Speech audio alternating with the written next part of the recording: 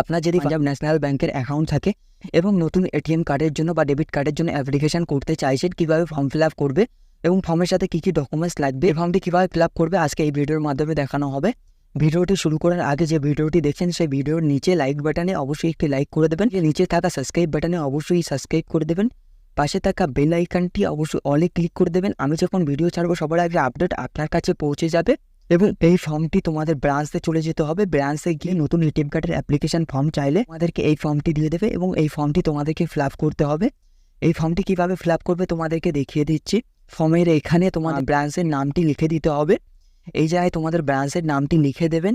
লিখে দেওয়ার পরে যে ডেটে এই ফর্মটি জমা করবেন সেই ডেটটি এখানে লিখে দিতে হবে সম্পূর্ণ। নিচে আসার পরে এখানে দেখতে পাবে name of the AC holder, অর্থাৎ name of the account holder, যার নামে অ্যাকাউন্ট আছে বা যিনি অ্যাপ্লিকেশন করছে তার পুরো নামটি লিখে দিতে হবে। তার পুরো নামটি লিখে দিতে হবে, টাইটেল সহ অ্যাকাউন্ট নাম্বারটি পুরোপুরি লিখে দিতে হবে তার, এবং মোবাইল নাম্বার এবং তার রানিং যে মোবাইল নাম্বারটি আছে পুরোপুরি এই ঘরে বসিয়ে দিতে হবে মোবাইল নাম্বারটি।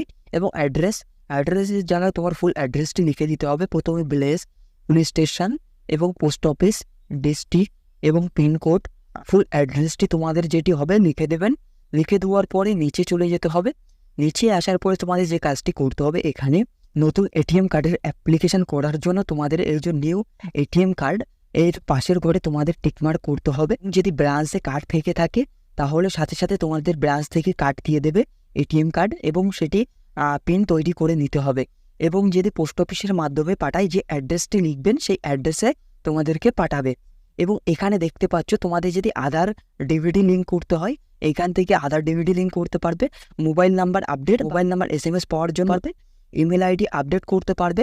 এবং নিচে যেখানে দেখতে পাবে অ্যাড্রেস চেঞ্জ, অর্থাৎ তোমার অ্যাড্রেসটিও চেঞ্জ করে নিতে পারবে। একটা ফর্মের মাধ্যমে সমস্ত সমস্যাগুলো সমাধান করে নিতে পারবে। এখানে দেখতে পাচ্ছ signature of the account holder, অর্থাৎ যিনি অ্যাপ্লিকেশন করবে তার সইটা এখানে করতে হবে। এবং সইটা করার পরে তোমাদের হোম ব্রাঞ্চে চলে যেতে হবে।